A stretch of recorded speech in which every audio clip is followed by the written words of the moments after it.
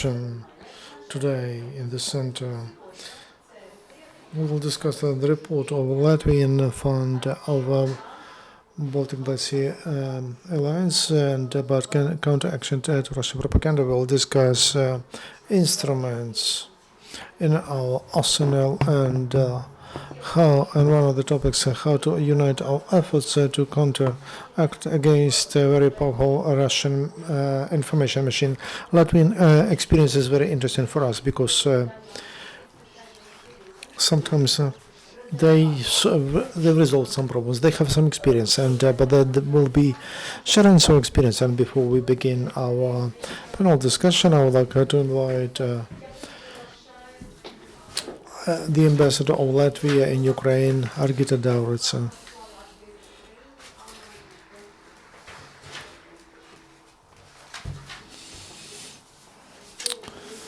Good afternoon. To be here in the Crisis Media Center.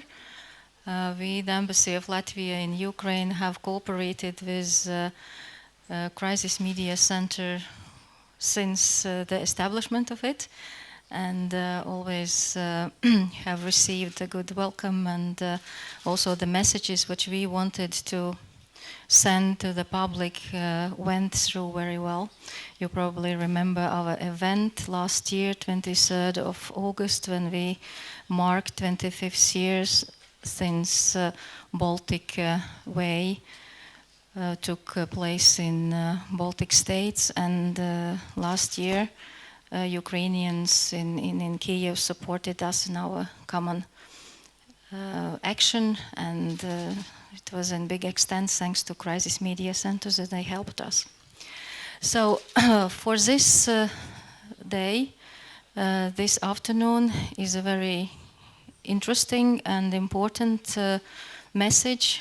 What we want to send, and I'm confident it will be in very interesting manner, because when the foundation Baltic Black Sea Alliance is involved, it's always interesting. So welcome Mrs. Ehlerte and an expert from the Ministry of Culture, Mr. Kaprans, to Kiev. And I say welcome because I feel already like a person who belongs to Ukraine. So, and let me just say that Latvia this half a year is presiding country in the Council of European Union, and as a presidency we organize a lot of events also in Ukraine. The presidency has set 3 main priorities for us this half a year. It is to develop more competitive Europe, to develop it digital, and to develop it engaged. And when we speak about engagement, it is with all our neighbors, including Eastern Partnership countries, where Ukraine plays a very particular role. As in our days, Ukraine, like other European countries, are facing the war, which we can call a propaganda war from a big neighbor. And we, during more than 1.5 years, are actively thinking how to defend ourselves and how to work in order to work against it. This event is exactly about that, and the Latvian side will be sharing with you our experience, and I am very confident that we will also learn from your experience. Thank you, and Slava Ukraini!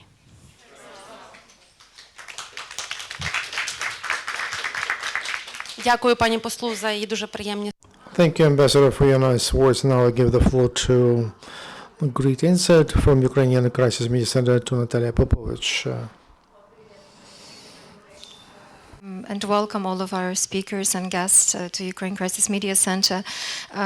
Truly, I believe the topic that you will be discussing today about the impact and what to do about this aggression in the information space is a very important one that we at Ukraine Crisis Media Center have dedicated many efforts in the past year. And it was interesting for me to review the report and see many of the points there that sort of reflect some of our learnings, something that we have already since the very day of establishing the center as the press center and then turning it into more of a international communications hub for Ukraine, have experienced ourselves. In many ways, the war that we're all experiencing has very many names and definitions. It is an unwanted war. It is an unnecessary war. It could be called hybrid war. It is a conflict that some say does not have a military solution, and also we live in a country that cannot be conquered. I think all of these concepts kind of frame what our experts will be discussing today. Some of the points that were mentioned in the report were concerning about the lessons of the past that we are all reflecting in our communications activity. And one of it is from the Russia-Georgia conflict. It was interesting for me to read through it because not only did it have an impact in the communications arena, but also in the real lifetime arena. It was not just about defaming Georgia in the Russian information space back then, but it was also actually going after Georgian kids in the school. It was actually about harassing and acting upon the Georgian minority in Russia at the time. Some of the things that we probably did not pay attention too much, but something that we have been experiencing a lot in the past year. I'm glad that a lot of the points that probably you'll be discussing, some of the speakers here whom I know have been discussing and reflecting upon during many meetings that we had in the past, I would say 3 months, when we already had some experience and started reflecting and discussing with many of our international colleagues, including a lot of the think tanks, a lot of your colleagues from other countries of the world, Germany and France and the UK and Canada and the States, and Applebaum's Legatum Institute and other think tanks, where a lot of the ideas, they kind of cross borders. Things about establishing the funds for support of the journalism, things to make sure that the investigative journalism thrives and establishes the links between how Russian propaganda tools and machines are being financed, both from Russia and other places. And also, I believe the final point of the report you'll be covering today is very important, which is about strengthening the government capacity to communicate. Because truly, it is about not only the civic sector being very strong, which we have experienced in the past year in Ukraine, but also about bringing and raising the government capacity to communicate. And this is something that myself and a few of my colleagues, including Maxim and Tanya and others here, are now doing, transferring some of the skills and knowledge into building the capacity of Ukrainian government agencies to actually be effective in combating the aggression and being a little bit more proactive with some of the activities that we can plan in order to change the narrative, to make sure how it's focused in the benefit of all of the democratic and free nations. And I'm very much convinced that the approach you're suggesting in terms of combining our efforts and making sure that stronger this union can actually tackle any challenges from the perspective of a free and democratic approach is truly the one that we strongly believe in. So I wish everybody from Ukraine Crisis Media Center a very productive discussion and hope that some of the points will be then reflected in the final reports and approaches demonstrated by all of us. Thank you. Дякую, Наталю. І Thank you, Natalia. And now, before we actually switch over to the key presentation of our discussion, it's my pleasure to introduce you, our panel members, experts. We managed to collect here, or together here, the most professional group of experts. I'll try to Yarina Kluchkovskaya, who is the leading director of the GROW Group and co-founder of the Ukrainian Crisis Media Center, Dmytro Kuleba, the extraordinary special missions ambassador of the MFA of Ukraine, Maxim Savanevsky, the leading partner Plus One DA, and also co-founder of our center, Tatiana Popova, Deputy Minister of Information Policy Ukraine, Alexander Leshenko, member of the National Council on the Radio and TV Broadcasting, and our guest from Latvia, Mr. Dr. Martins Kaprans, and also is the leader of the media policy development. I believe that we will be very much interested in the Latvian experience in this realm. Now I'd like to give the floor to Sarmant Elerte, the head of the Baltic to Sea Alliance, just to It's not only a great pleasure, but a great honor for me to be here in this Crisis Media Center. I know these words, I know them from news in Latvia, from foreign news, but it's first time for me to be here. Thank you to all of you who have interest about this topic, which is, I think, very important for all of us. So our goal of our policy paper, which responding to Russia's weaponization of information, is to find the best answers to Russia's information aggression.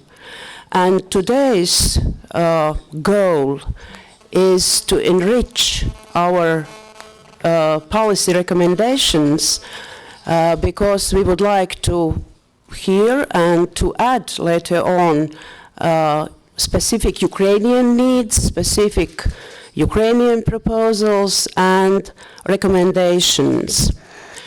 Similar presentation we are going to have in Tbilisi, in Chisinau in April, and we hope to introduce with our policy paper and recommendations European Union Eastern Partnership Summit, which will take place in Riga in May, and there will be a specific media conference too.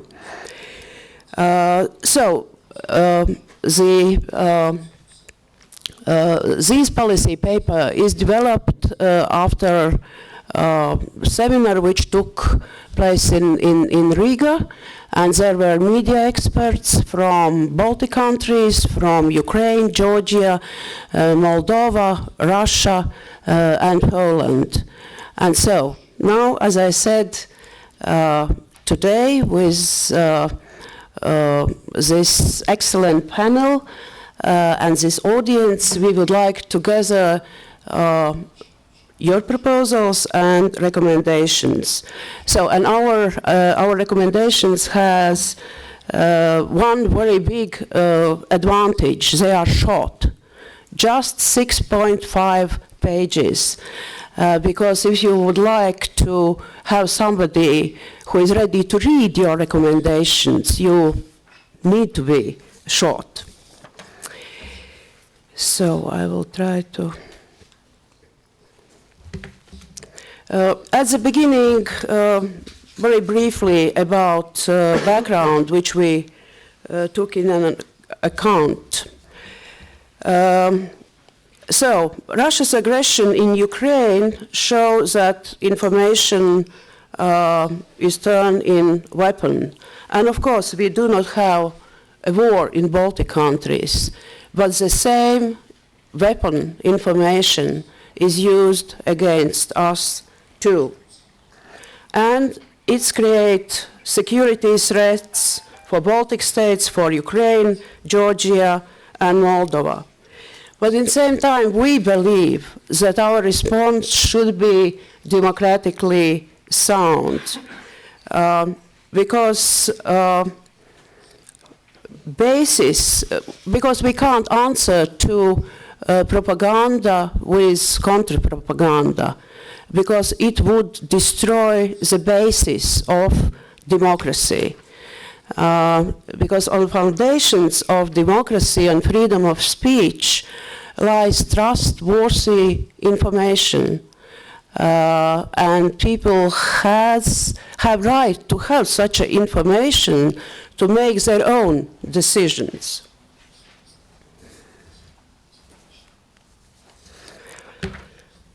So, about hybrid war. The goal of this war, and we can see it in Ukraine, and we can feel it in Baltic countries too, is to disinform, divide, and promote conflicts. And as we know, in Russia's policy documents, for example, foreign policy review, state security strategy, they set out the aim of increasing influence of information in former Soviet states, which create vulnerability and which is targeted mainly, but not exclusively, to Russian-speaking population or minorities in our countries. Central to this Russia's propaganda flow is concept of Russian world, as we heard, Russian civilization threatened by West, separated by artificial borders, which is yearning to be united.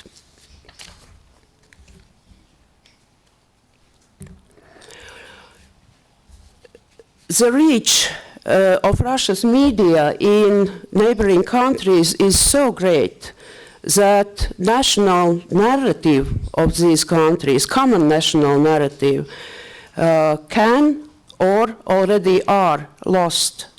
And we know it's from experience of Latvia, our society live in divided in two different information space.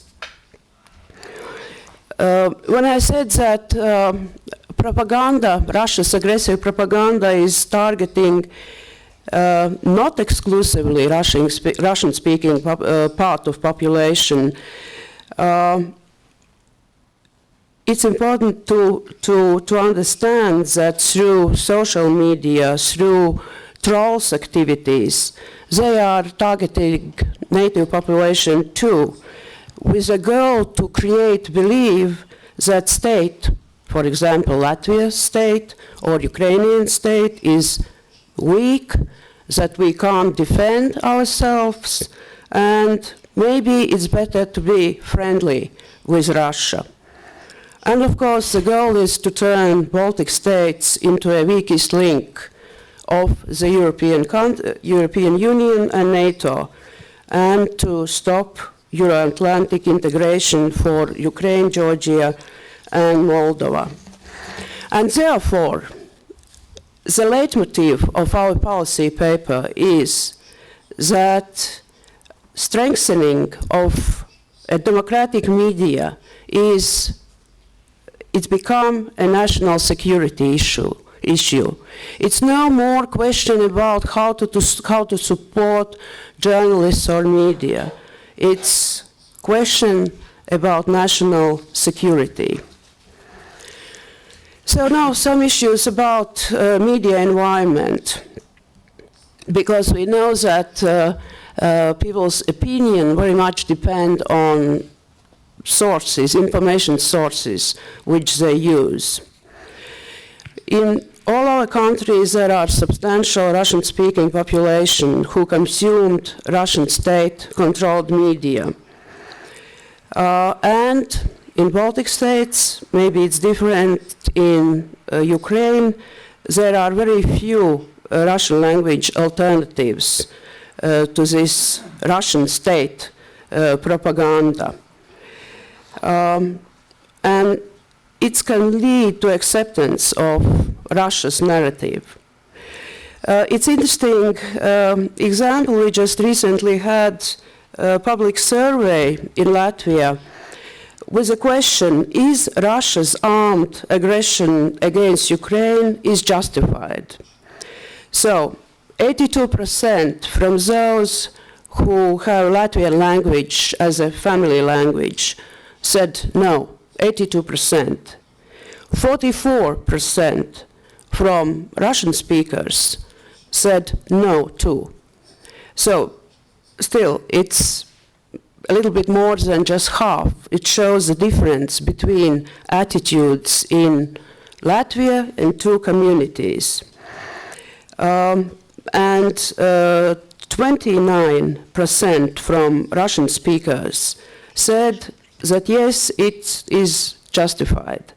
But still, if we compare these 29% in March 2015 with results of public survey in 2014 in March, then there were 43% of Russian speakers in Latvia who were ready to justify this Russia's aggression. So we see the drop, and unfortunately I couldn't find some comparison between to see what is the attitudes in Russia if similar question would be asked. And still, I said that there is difference between Latvian and Russian speakers' attitude, between attitudes of in community. But still, I am quite sure that there is difference between thoughts of Latvian Russians and those Russians who live in Russia, and it could be very interesting to try to find out. Oh, sorry, I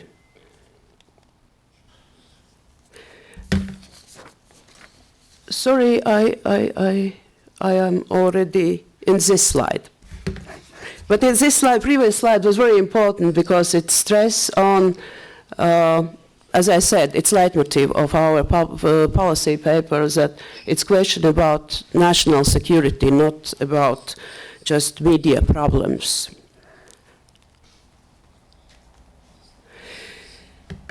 Yes, and one more slide about media issues, common problems. Public broadcasting is underfunded, non-transparency of ownership, and that means different influences on media content, shrinking market and disruption of traditional media financing models and audience which migrates towards internet. And of course, it creates problems to uphold journalistic standards, to ensure editorial independence, and to have investigative journalism. And now about recommendations. We have 10 of them. First, we think that the need to include Russian-speaking minorities in common national narrative is very important, and therefore we are sure that there should be special channels in public broadcasters, not just some private initiatives.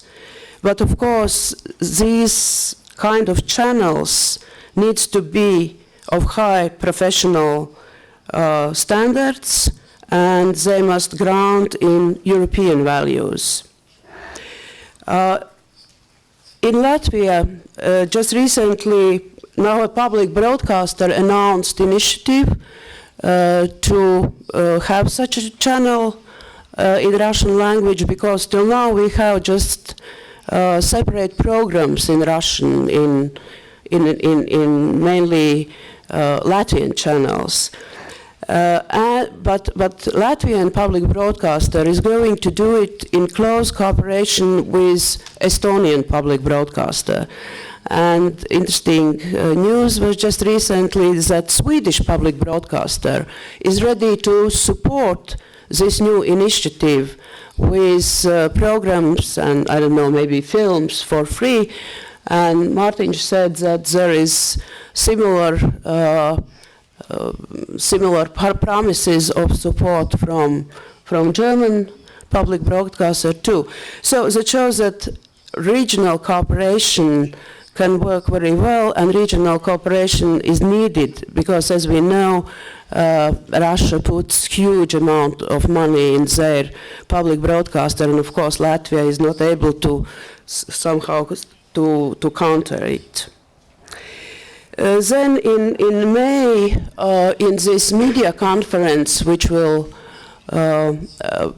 be held at time of Eastern Partnership Summit, there will be some presentation of new project which could be common European TV channel in Russian, or maybe some resource center which can help to different national broadcasters or public broadcasters or TV channels with Russian programs. Then support for democratic Russian media voices. As we know, a lot of, or some or lot, I don't know how many, but Russian democratic independent journalists are losing their job in Russia. So in Latvia, we already have 2 portals which is founded by former journalists from Lenta.ru. We have Meduza and Spectre.lv in Latvia. Spectre.lv from July of 2014 till January of this year had 1.5 million unique visitors, from whom 38% came from Russia, 10% from Ukraine, and others from other countries. And what is important is that our biggest private internet portal, Delfi.lv, which has Russian version too, they gave technical support to this new internet portal, Spectre.lv, and different kind of other assistance. Transparency of media ownership, down to ultimate or real persons.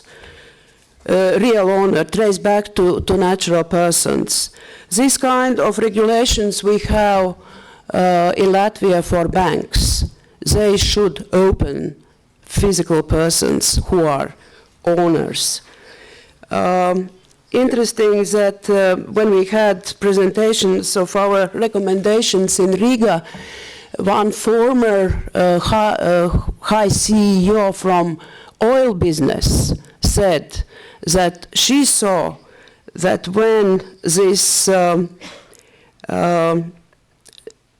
demand of transparency exists, then you can see rapid improvement even in oil business. Therefore, I'm sure that it's possible in media business too. And of course, because people have a right to judge about content of media, knowing who is owner of different private media. And of course, there should be some common regulation in European Union to harmonize this information, which would allow to see media concentration and ownership influence. Next, 2 recommendations could be implemented only by journalists themselves, but they are very important to have greater trust in media. There should be some ethics and professional codes and readiness of journalists to be accountable towards these standards. We have just recently media conference in Riga too. It was about electronic media directive. But there were one interesting public survey which showed close correlation between amount of audience, how big is audience, and the audience is bigger in those countries which have media ombudsmen or enough strong professional journalist ethic and professional codes, because and it's easy to explain, because that means that audience or society can trust to this media. About impact of Russian internet trolling, of course, here in Ukraine, I know that you have more experience in this field. I can say that in Latvia we have two ways how to deal with that. First, the biggest internet portal, which I already mentioned, Delfi.lv, they set a rules that under the news about events in Ukraine, it is possible to comment only if you are registered. So of course you can register fake in a fake way, but still it creates some barriers. Second, it's very important to talk about and to analyze trolls, their activities, troll farms, because if they are brought to the daylight, people will better understand what's going on, and they are better defended against such a phenomenon. It is, we think that it is very important to create special regional support programs, grant-based support programs for investigative journalism, for journalist training, for watchdog activities, because in countries which are mainly influenced by Russia's weaponized information, this media environment very often, after crisis which took place in 2008, 2009, is not strong enough. And it's important to create such a support programs on regional level, because on national level there could be doubts about influences from government side if there is on national level such a foundations. And of course support for NGOs which deal with media analysis, because media critics is very important to influence and somehow to higher quality of journalism too. Journalists can't be the only group in society who lives without critics, outside critics, and therefore such NGOs can fulfill partly role of ombudsman, just to take care about ethics and quality of journalism.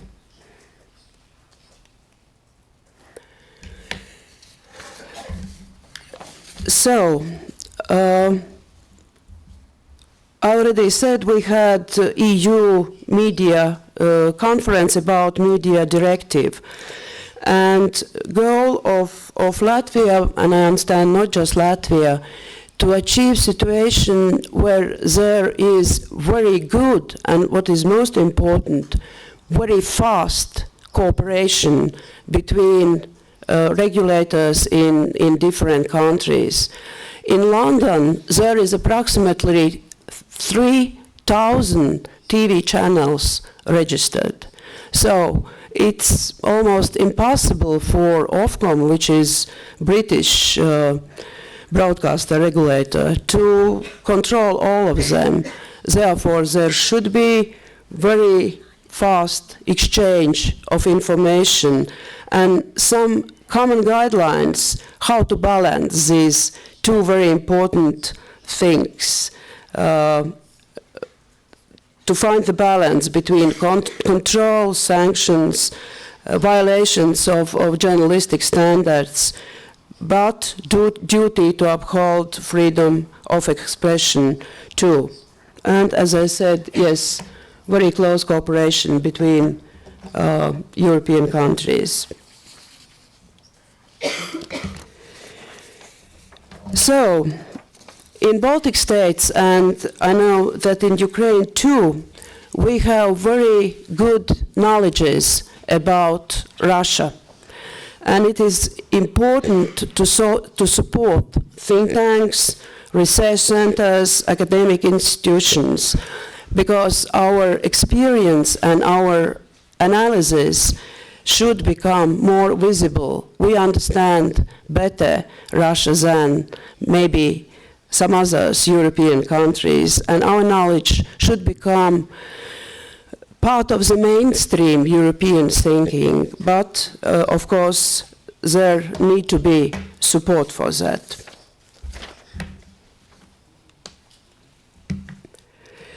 And it was already mentioned strategic communication capacities for governments to create strong common national narrative. Of course, it's in great extent depend on ability of governments to have strategic communications. As we know in Baltic, in Riga, we have Stratcom, which is NATO Excellence Center for Strategic Communication. I hope that it will give good knowledge, not just for us, for Baltic states, but for Ukraine too, because it's very important to include in European support programs capacity building for strategic communication. So, now I will finish my presentation. I lost my voice partly.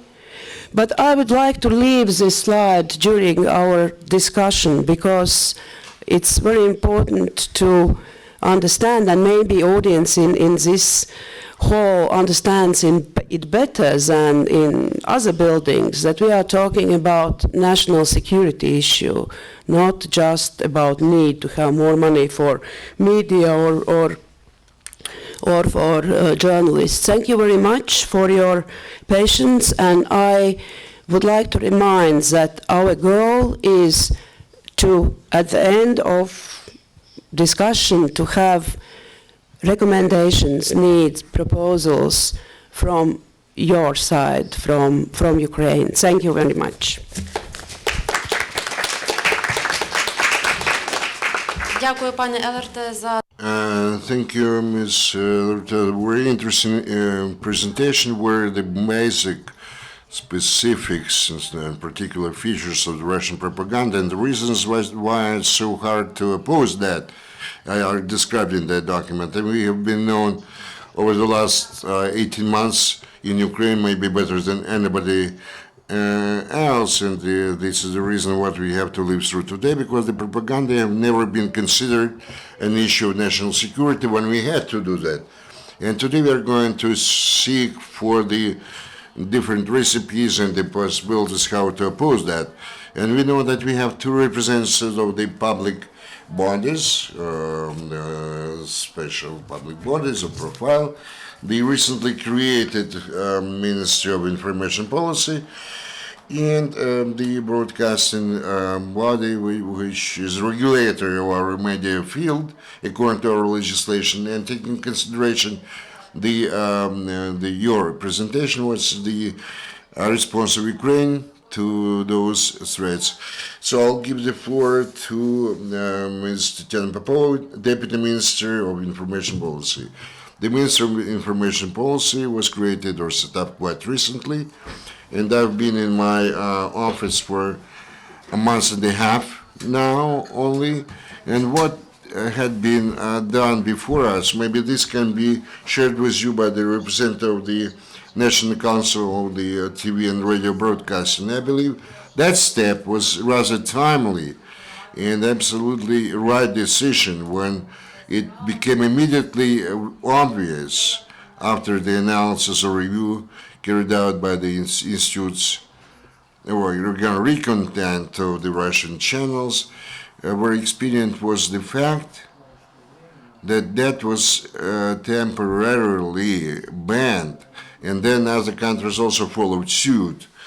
Those countries which actually became or were in the same boat with us.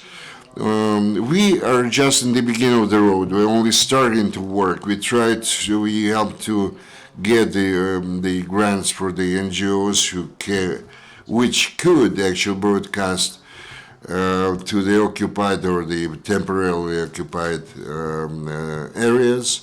We now have the possibility to use the material base of the BTB channel, and we are going over the next months or maybe several months in the future to launch the foreign language channel for our diaspora, first of all, also for the occupied territory. Now we have broadcasts to the Crimea in the frontline areas or zones. What we are doing, we try to help those public TV of Donbass or public radio of Donbass to have a possibility in the who actually broadcasted to Crimea, and we actually give them our public frequencies and resources.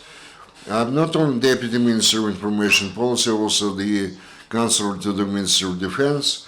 There are some other directions along the lines of which we also work today. I cannot speak in detail about that, but what we lack today, the transmitters, first of all. We obtained some of the rather powerful transmitters from Poland. Last week we signed a document to the effect that from Latvia they're going to send here to Ukraine some number of those transmitters. Also, we need badly the radio transmitters. We have not found the source for that yet. We understand that our radio transmitters, which were located in Donbass or Crimea, they were captured by our adversaries or the enemies. And I believe that we are going to get those with adequate content, Russian language content, prepared either by the famous Russian journalists or journalists from Donbass and Crimea, and we are going to provide broadcasting to those above-mentioned territories. And I believe that we'll be able to tell you more details about those plans. Thank you. Now I would like to give the floor to Mr. Ilashkevich, member of the National Council on the issues of TV and radio broadcasting. Good afternoon to everybody. First of all, I really would like to thank you very much for your presentation. And I must say that many topics you touched upon in that document are very urgent and very topical for our society, for our journalists, and for our council, National Council, because we actually faced the situation when the National Council, in its new composition, we have to work under absolutely new conditions, under conditions of non-declared war, and we have to balance ourselves in this age, when on the one hand we cannot but respond to this information aggression which takes place in this country, but there are no legal levers to do what we would like to do. Just to give you a very short example from our very short activities. When we started to work, we had some Russian TV channels broadcasting here. In our legislative field, it was very difficult for us to eliminate those from the air. And we managed to do that, but because we decided to somehow to have a bypass way, just by way of saying that those TV channels do not correspond to the standards, international standards, and we approached our regulator to exclude those channels or to take them away from the package of the channels who have the license to broadcast here. I would like to say that the cable TV operators, they really responded rather quickly, and many of those just passed their decision even without waiting for our decision being made. If we are talking about Russian channels. The second situation we encountered, Russian movies, in the serials, so to say, which we did not have any levers whatsoever to somehow to affect that content, and we still do not have those levers even today. But again, we managed to find the chance to opportunity to cooperate with our Minister of Culture, and two members of our National Council became members of the committee or the commission who determined the age brackets or categories of this or another movie up to the day when this movie is going to be forbidden for broadcasting or being televised. And actually, we already contacted and made our national establishment contacts, and most notorious Russian serials and movies disappeared from our information space. Today, we at last managed to establish the dialogue with our leading media holdings and with the leading or the major TV channels. For example, if 3-4 months ago when we met, gathered regarding this self-regulation, and we came up with a proposal to the TV channels, since we do not have any legislative or legal levers to consider ourselves the issue about the Russian serials and how to eliminate that from our air or the space. In those days, we had different opinions. Somebody said that they invested a lot of money, and they gravitated to the opinion that first of all we have to show those serials on TV, and then we'll see what happens. So, but our latest meeting last week demonstrated that many TV channels already voluntarily rejected or refused from a big number of Russian serials. And today, I believe, within next month, April, we are going to drop the document, which most likely is going to be entitled Memorandum between the Industry and the National Council. Maybe following the example of our European colleagues, it will be called a code, or the code, which, by the way, in Europe has a legal force, and the National Council actually passes this or that decision as based on this specific code. I believe after the adoption of this memorandum, it would be easier for us to find the common grounds, a common language with the TV channels. Well, I'd like also to note here that the National Council has never interfered and doesn't interfere now regarding news content of the channels. But whenever we have the violation of the law, like the call up to violence or to overthrowing of the existing government, we have a possibility to interfere, and this is a legitimate interference. But again, we have some problems with the law, because again, this is not, we are talking about the non-perfection of our law so far. And impossibility, I would like kind of a lift or the gap in our legislation. For just giving an example, we visited our colleagues in Poland, and there they have a very clear chain of actions there. First of all, if a TV channel has some kind of commits some kind of violation, or first of all, they face a kind of warning.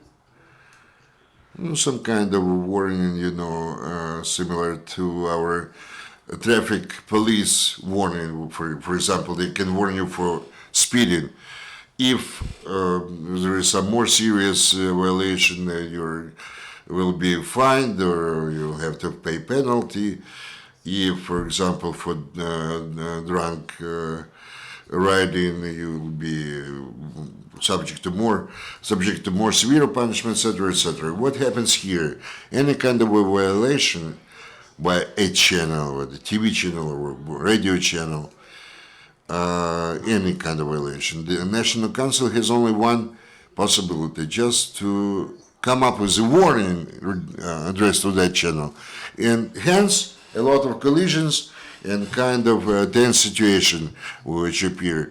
Yeah, maybe they are not really big violations, but we cannot but respond.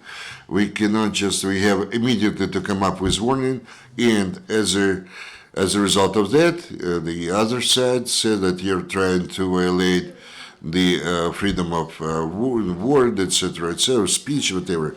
But this is, their way of how to defend themselves. That's why today in the Committee for the Freedom of Speech, we lobby our position now in order to have some opportunity to use the financial lever and to somehow to financial, so to say, punish the violators.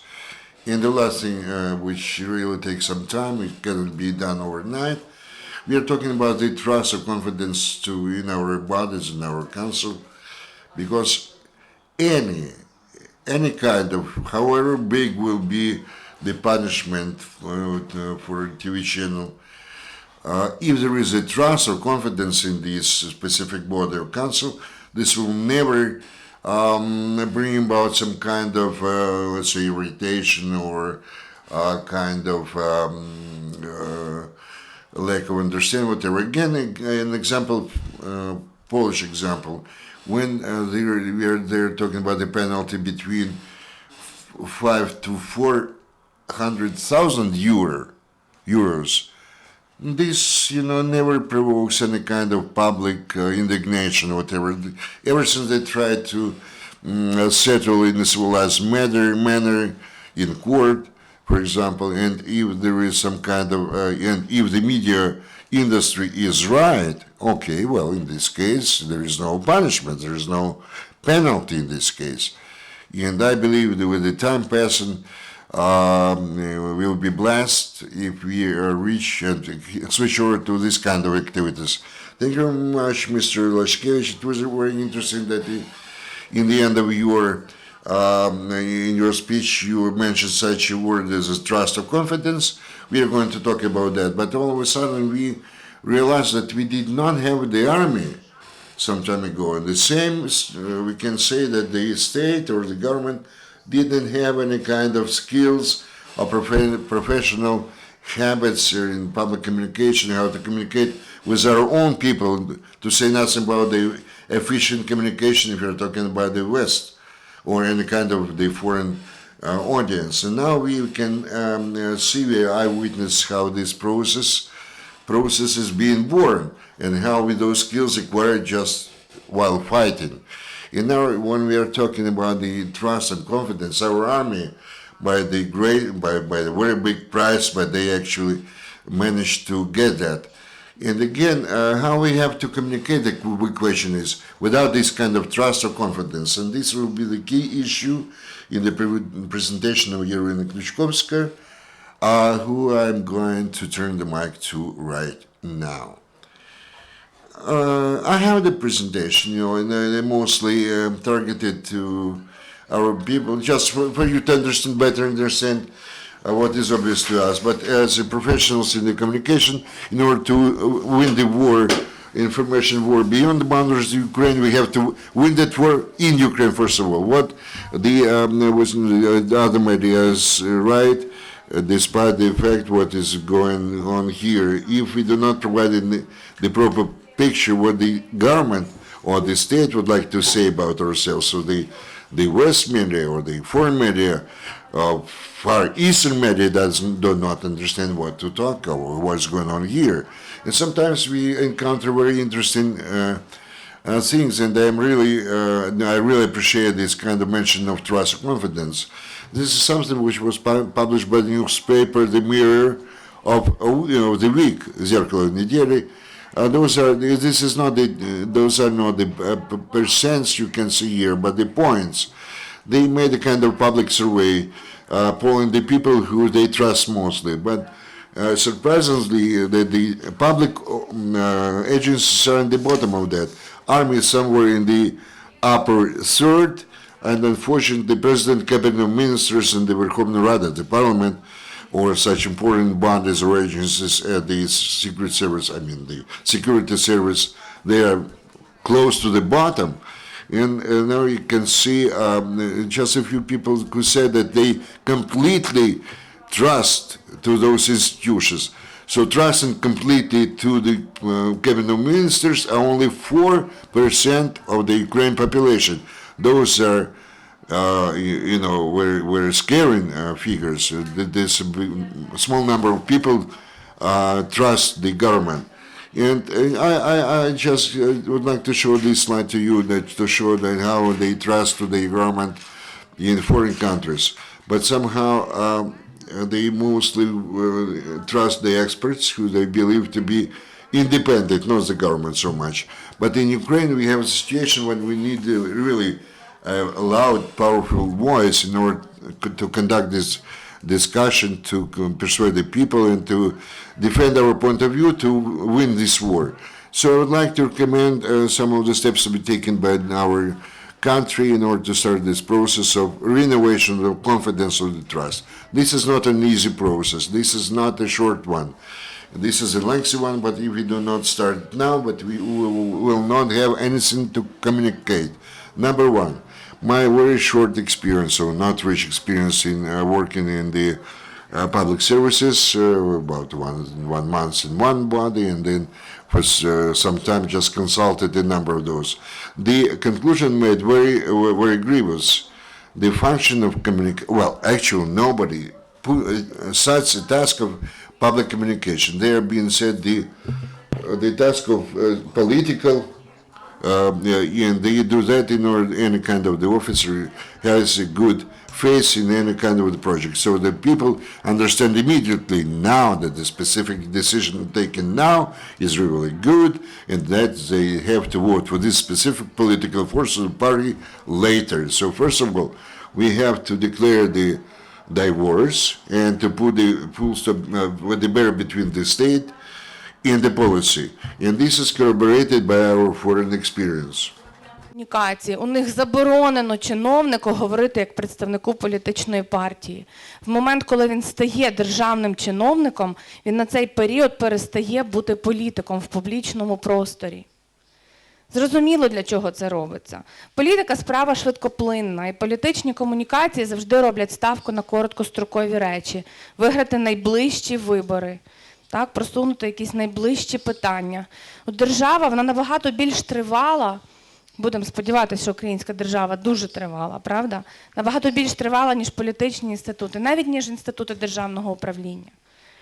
Держава не може собі дозволити мислити з таким коротким горизонтом. Держава повинна думати про більш сталі речі. Тому перше, що треба навчитися нашим органам державної влади, це розводити політичну комунікацію і державну комунікацію. Не можуть державні прес-служби обслуговувати політичні запити. Просто тому, що це неконструктивно з довгострокової точки зору. Коли людина вмикає телевізор і слухає чиновника, вона повинна розуміти, що це чиновник, і в даний момент він не політик. Він політик на виборах, він може говорити якісь інші речі, коли буде балотуватися, буде тривати його кампанія. Але не може вся робота держави бути політичною кампанією. Це крок номер 1. Якщо цього не зробити, довіра ніколи не буде відновлена. Друге. В приватному секторі ми всі знаємо про роль внутрішньої комунікації. В державі ця функція практично відсутня. Мало того, що органи влади між собою погано спілкуються і говорять іноді взаємовиключні речі, або, що ще гірше, влаштовують перепалки публічні на шпальтах газет або в ефірі. Знову ж таки, це нормальний політичний процес, але це поганий процес для держави. Тому в першу чергу треба довести якісь основні речі, які люди повинні розуміти, і для того, щоб всі були, умовно кажучи, на одній сторінці і говорили те саме. І це стосується не тільки очільників відомств, міністерств і так далі. Це також стосується і звичайних державних службовців, яких на сьогоднішній день в Україні порядка 400 тисяч. Ми абсолютно не впевнені, що всі ці 400 тисяч можуть озвучувати адекватно державну політику. А вони ж спілкуються, вони спілкуються вдома, зі знайомими, в соціальних мережах, іноді у них коментар просять, правда? Тому що ми бачили, люди більше довіряють рядовим співробітникам, ніж керівникам. Чи з цими людьми хтось спілкується, чи їм хтось доносить, умовно кажучи, державну політику, чи вони розуміють, в чому вони беруть участь, чи вони згодні, і чи вони можуть це адекватно нести далі? Великі питання на сьогоднішній день, і я думаю, без хорошої позитивної для нас відповіді. Тому внутрішні комунікації, налагодження цього процесу, по суті, створення з нуля цієї функції в державі – крок номер 2. Наступне. Про це йшлося і в звіті шановних латвійських колег, неодноразово говорилося. Нема сильного м'язу комунікаційного на сьогоднішній день у держави. Знову ж таки, якщо винести за дужки політичну складову і тих людей, які приходять з політиками і потім йдуть з політиками, коли політики міняються, нема хорошої сталої компетенції. Більше того, нема розуміння про те, що державна комунікація – це не пропаганда, це не рупор, це не крик з трибуни. Так? Це діалог повинен бути. Досі згадую з жахом дискусію одну з урядовими прес-секретарями, де прес-секретар одного з міністерств сказала, а що переселенці, хай зайдуть на наш сайт і подивляться, там все написано. Розумієте, це не є підхід, коли громадянин є цільовою аудиторією, стоїть в центрі комунікації. Це підхід, коли є процеси, його треба вирішити, закрити всі там формочки, підписати документи, поставити галочку і заспокоїтись. От цьому треба вчити людей. Там є хороші фахівці. Їм просто завдання ставляться неправильно. Знову ж таки, їм дуже часто ставляться Those who task are wrong. Very often they give them a political task or very formal tasks, and we have to train them to work for people. They need to work for taxpayers. And the second point about the dialogue, there is no dialogue between the state or government and the public and people. And so there is no good dialogue and communication function. Could you trust to someone who's yelling at you and never listens to you? Could you trust someone who never demonstrates that he is interested in your opinion? Of course, for trust is a double-way communication. So we should develop that capacity and of governmental structures to communicate. And in the center of the communication, there should be a citizen, not a boss. And the boss should not yell from TV. And they should learn how to have a dialogue with people. And the most important from what I told. And I'm happy that we have colleagues from the Ministry of Information Policy, because on their shoulders they will be responsible for all of this. Now, a year ago, when all these events happened, we woke up one day and we understood that we have no rules for the game. We don't have information doctrine in the state. We don't know the rules in our country. I spoke to my colleagues from Malaysia recently, and she told me they have multi-ethnic countries and 3 main religious groups. Ethnic groups, and the main social risk is if there is a conflict between those groups, because they're quite big and well-financed. That's why they have the main rule. There is a freedom of speech, except it is prohibited to offend the religious feelings of any group. That is prohibited. That is the decision they came to. We can argue whether it's good or not from the point of view of Western values, but that's the approach. They believe that risk is very high of that. I don't judge that decision, but at certain point they ask that question. They have a young state. They are more than 50 years old as a country. In these 50 years, somebody decided to discuss it and to approve rules of the game. We need rules of the game. We need general principles, how we communicate in our country. And of course, because of our political vector, it should echo with European values, but somewhere it should be written somewhere for us at least to have a discussion. And then, in a practical sense, all of that should be put into a pragmatic language for our state authorities, for them to speak in one voice. For people, when they consume media through media, for people to understand this is the state speaks to us. This is what they want to tell us. Not 10 different things during 10 talk shows, and people cannot trust such state when they don't understand what the state wants to tell to people. This is not an easy process. It takes a lot of time, but there is no war is not an excuse. We cannot postpone these things.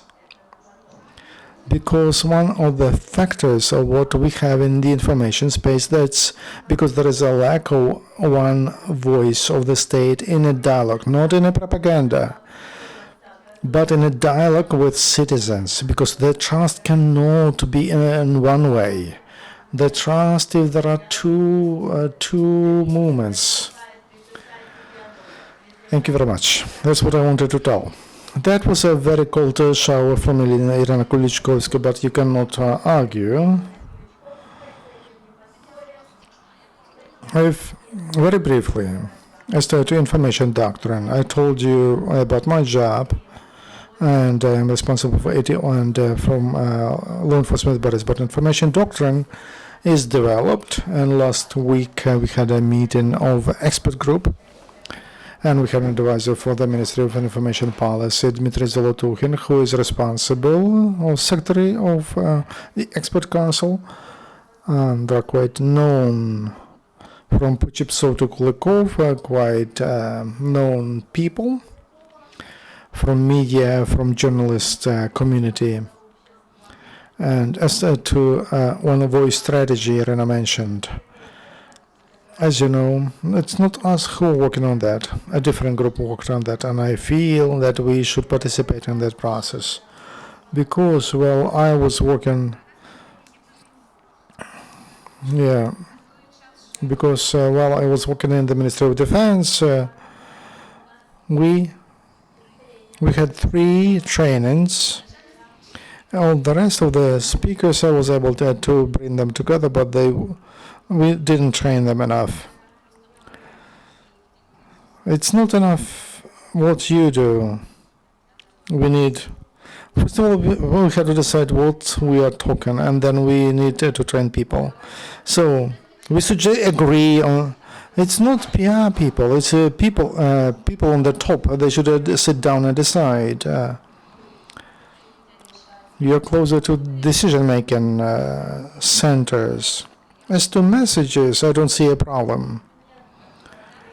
But they didn't reach all. I spoke to people from the UK, and they asked me about speakers in the Ministry of Defense, and they said, anybody can speak in battalions. I said, no, we have only one spokesperson in the ministry, so in our battalions, we don't have professional people who can speak, and according to Western standards, there should be trained people who can work with journalists, and the speakers on the level of battalions or even units or platoons. We'll come back to that issue. Let's go back to our panel. Yevhen Fedchenko is here. Thank goodness. Co-founder. We are very happy that you are Stop Fake Movement founder and director of Kiev Mohyla School of Journalism, and RUF movement Stop Fake was mentioned as one of the initiatives which was a response to propaganda, and to which the state could not respond, but experts and journalists responded, and in a civic initiative, and to speak about Russian propaganda, but counter action. And if we don't, so we speak here about trust, how to cherry trust. And our Latvian partners say that it's very important for that word, in addition to words, there are actions, and that one the state should communicate and also do something. But for against us, there is a machine of that produces fakes. How can we act under such conditions? Thank you very much. I beg your pardon for being late,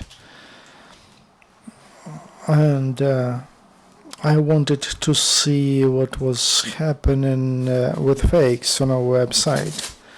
What are the most popular fakes? And what I tell you, it may be funny because it seems like it's a news that the President Obama prohibited up to 2020 to use balalaika in America, to play balalaika. Just imagine, Obama is sitting and his security staff, then on all the levels of State Department, they decided what to do with the balalaikas, Russian balalaikas, and they came to such a dramatic decision just to in addition to sanctions, they decided to stop the movement of balalaikas. That's a funny story, funny situation, but just think why they speak about this so much, because all Russian propaganda is based on absurds. In principle, if you look at the Stop Fake, we collected more than 300 examples of such fakes, of Russian fakes, and that allows us to analyze and to look at them as not as separate cases, but as a trend. And that trend shows that Russian propaganda has several dangerous points we have to think about. And one of them is, we compared it with the Soviet propaganda. Soviet propaganda was based on ideology. That's why the vector was clear, and it was clear what to do if you wanted to stand against it. Russian propaganda is not based on ideology because it is based on many quasi-ideology which are collected and used one by one for different audience, depending on what the audience would like to hear. So they work with micro audience. There is no global audience. So they have micro audience, and that's why it's dangerous. Because to stand against, you need to stand against on micro level. You need to work with every micro audience, but not on a general level. Soviet propaganda was about left values, and the perfectness of a Soviet system, it was compared itself with others. Russian propaganda doesn't spread its values, but they undermine values of Western society. So Ukraine is the secondary field to apply that propaganda. Russian propaganda was working in Ukraine 10 years before, and it did its work. Russian propaganda is working on the global audience, and Ukraine, it was just a lab to test those techniques. And the main message of Russian propaganda is to simplify values of Western society. Just to simplify key principles of democracy, of free market economy, of efficient government, of free elections, freedom of speech, because they say that all of that is impossible.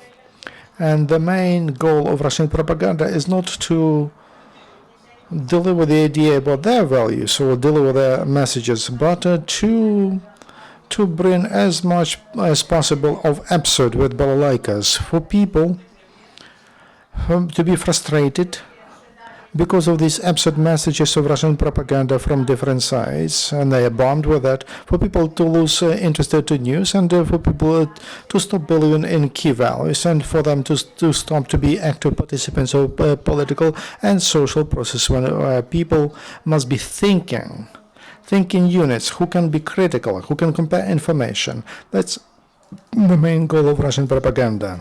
A lot of frustration which are based on the creating all kinds of absurds, and of course the worst thing which we could do just to cancel this propaganda by creating other absurds, because we are not going in this game to play on our grounds but on the grounds created by Russian propaganda.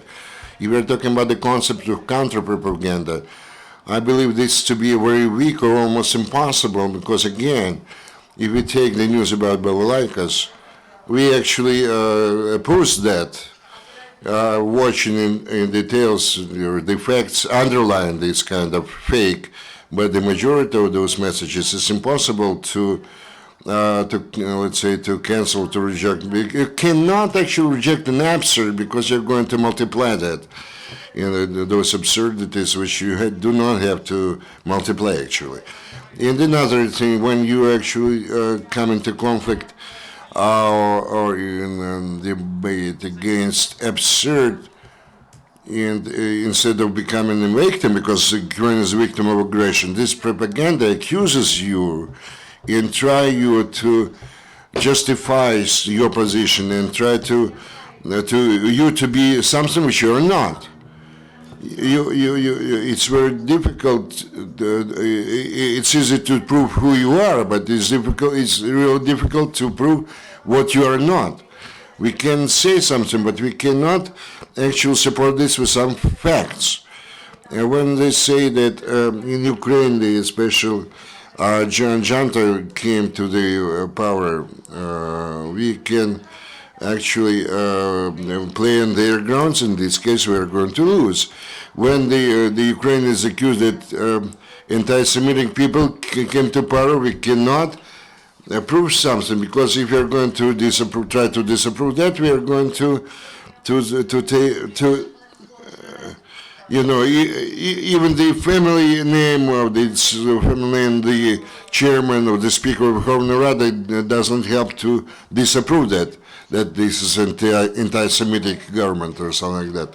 It's very difficult to justify what we are doing and what we are not doing, and it would be really not absolutely wrong to try to respond to this kind of propaganda by the counter-propaganda. We have to create a lot of our own information. We should not, let's say, try to disapprove the Russian messages, but to create our own positive messages and create numerous channels to spread those messages. And here a synergy is possible between the public initiative of fake or UMC, or those who actually try to create those messages on the part of the government. We have to differentiate. There are different activities where the government will have a very limited possibility for maneuver, because this could be, from outsiders' point of view, a different kind of propaganda. What Stop Fake does is something which could be efficiently done by the government, because in this case we are touching upon the issue of credibility, where the audience has to trust what we are saying. The public organizations are not a priori somebody or some kind of organization you can trust, because UMC has an experience of professional PR professionals who have been working for a long time, and this creates some kind of independent platform. Stop Fake, this is a public or volunteer initiative of journalists, which in principle also said that this is not the example of one propaganda against another, because we are working based on the declared journalist standards. We're trying to use the journalist tools, which is being done by journalists all the time, kind of checking. Verification is done by professional journalists, and despite the fact that they are volunteers, but they are professional journalists. This is the source of our credibility, and of course, we have been accused that we've been created by CIA or the NATO, and supporting Nazis, Obama with Balaikas and the world Zionism, etc., etc. There are some kind of those accusations, but they are irrational. But we have to fight them, those from the irrational plane. And there are some kind where the non-governmental and the government sectors could be efficiently cooperating, because, just to give an example, the latest efficient use by the MFA, Minister of Foreign Affairs, the use of our fakes, when this is included in digest, and the Ukrainian embassies could use those and communicate those fakes to the local media in those countries they are working in. And this could be an example of efficient cooperation, and the source of those kind of disapproval, let's say, or those fakes, and the source of the credibility for those who in this conflict are kind of outsider observers and who would like to see the original expertise, but not one propaganda opposing another propaganda. And here we have another danger which we discussed with Diana in the Catholic University last week. I'm talking about the following, that Ukraine actually appeared in this struggle against fakes a kind of hostage of these journalist standards. Because yes, all journalists have to work in accordance with the journal standards, and we welcome the journal standards because this is something which actually doesn't allow the journalism to get to the bottom of of all the things where the Russian journalism find themselves now, in something which is controlled or regulated by the government. But in Ukraine, this creates very difficult situation in conveying our information, because the world media, who always would like to have those two different points of view, they consider the Ukrainian standpoint, and another standpoint is always the Russian standpoint or point of view. And again, this is in most cases a kind of, let's say, something which is a losing party, because Ukraine has always to defend themselves and to prove that we are not something different or something else. But the Russian media machine and the policymakers, they bombard with their messages, which are the examples of the pure propaganda. But again, they are perceived by somebody else's opposite point of view. And be it the journal's materials or some kind of numerous discussion with expert environment or policymakers, there's always the Russian side being present or invited, because this is an example of those standards and two standpoints which always have to be available. Because for Ukraine there are a lot of challenges associated with that. And again, I would like to quote here what has been said, what was said at the same roundtable, Katerina Gerchinska. This is a Goliath and David fight or struggle. But on our side, there are some values. And if we invent some efficient methods how to cultivate those values, first of all of us, we understand and share those values, and we know the efficient ways how to communicate those. If we do that, this will create absolute advantages in the long-term struggle, and it becomes more and more obvious to a bigger number of people what Ukraine is fighting for, and what in fact is fighting the Russian propaganda machine for. But we have to get this Russian propaganda machine always accountable. We try to prove to the world that this machine exists. This is very efficient, and we should not underestimate its impact. And that's what we are doing in Stop Fake, because we do not have the goal to create counter-propaganda or fight the propaganda, because this is impossible. We prepared some kind of 300 different information materials, but this is important not from the point of view of this struggle. We cannot stop the process where hundreds of thousands of people are involved and $100 million, but we have to show to the world that this phenomenon propaganda does exist, and we cannot neglect it, because in the final analysis, the target audience is not Ukraine. This is one of the so-called, let's say, secondary goals. But there is a European Union, which is a target. Another victim is the transatlantic cooperation. And one more victim is a number of countries, even in those regions about which we speak little, but the Russian propaganda is rather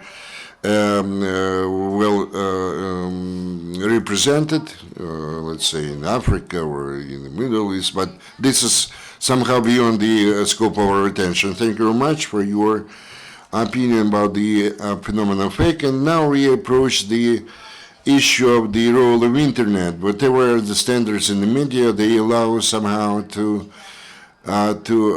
separate some kind of the blatant fakes, but the internet became the field of whoever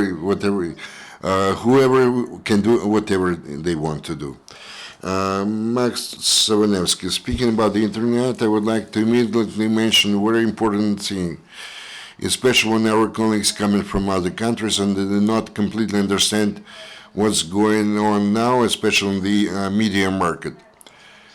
We have a catastrophic situation in the economics, which actually results in the curtailment or the decrease of the state budgets. And we are not talking only about internet. Internet is included, but I believe that we do not have media whatsoever. We can, those media who can self-sustain, we can use fingers on one hand only. It would be enough. And again, when majority is funded by some of the owners, somebody who believe in the future, whatever. But coming back to the issue of internet, it's very important to understand that Ukraine is a very specific market. To some extent, we are similar to Canada. Canada, like Ukraine, has a very close neighbor. There is no language barrier, and the majority of resources used by the Canadians are American sources. In Canada, some Canadian websites rank 12th or 14th among these sites which Canadian have. We have the same. Ukrainian sites rank in this ranking system 14th or whatever. We have 4 Russian sites in Contact, Mail.ru, the Classmates, etc. Well, Ukrainian media or Ukrainet is very much dependent upon the Russian one. This is true about the social networks because Facebook is only the 3rd in popularity in Ukraine. But there is a very important thing. Very often we overestimate or evaluate the media space for the users.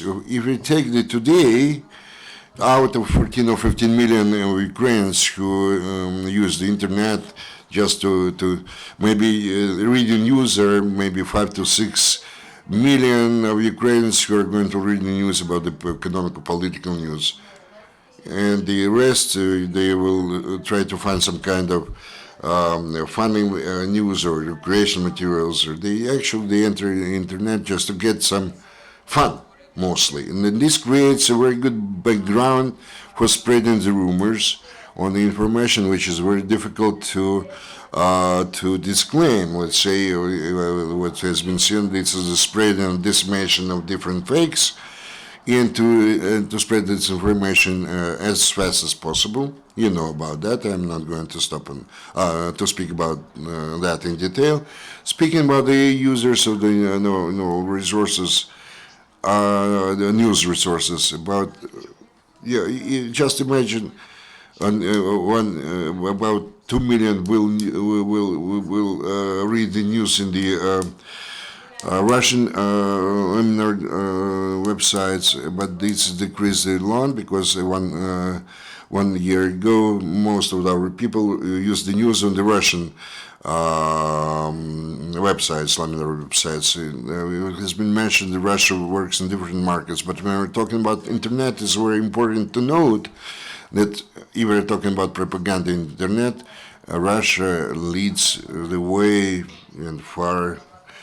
All the countries in the world, including the United States, because of the high tech they use. If you're talking about Russia today, this is not really a very popular TV channel, but this is the first TV channel which actually has more than 1 billion visits in YouTube, because a lot of people were working about this, creating of this website. If you're trying to look what has something extraordinary in Ukrainian website while being in New York or Berlin, one of the first link, which are going to have some kind of video scenario prepared by Russian, well optimized, and you'll watch that and you'll understand that we have some kind of regular atrocities on the part of the fascists who live in this country now. Our Latvian colleagues, well, the second important market, if you're talking about for Russia, is internal market, and our Latvian colleagues mentioned such a website as Medusa or Jellyfish, right? They created necessary conditions for them to operate there, but we should not overestimate such resources, because in Russia, if this Jellyfish site, Medusa site, will become very popular, it's enough for just one decision passed by maybe 10 minutes. And just to disconnect the access to that website for all the internet providers in Russia. In Russia anybody can violate the law, but. So to affect those websites is really next to impossible. But we have to understand what we are talking about. Speaking about Ukraine, for Russia, this is not a big market in the internet, but they are working with that anyway. And again, the technological advantage in Russia and the experience in Russia tells, because over the last few weeks, the Russians rather drastically improved in blocking the Ukrainian sites over the last 3 weeks. What we've been observing or monitoring, a number of the blocked Ukrainian videos of some channels increased maybe fivefold as compared to what the situation in July. They tried to block the popular Ukrainian Facebook accounts. Yeah, there was some process. If you actively are involved in that, that then you can try some, let's say, conditional holes or gaps that some kind of video violated by some politicians, local politicians in YouTube. Maybe you heard about this story when some of the well-known users on the internet published the Shevchenko poetry and loved the Russian Moskali or Muscovites, and they actually regard this as a kind of, let's say, kindling the inter-ethnic enmity. We try to counter this kind of phenomenon, but we do lack the normal context with YouTube and other international companies. When we are talking about the dissemination of information in internet today, this is focused or concentrated not just to prove something in Russia or to try to persuade somebody that Russia is absolutely right in what they're doing and or their presence in Ukraine. The major message, at least in internet, which Russia uses, is to a maximum extent disorientate Ukrainians. They use to their advantage the fact there are some facts of corruption, there are real facts of kind of competitive process between different branches of power, different political forces, and all the problems.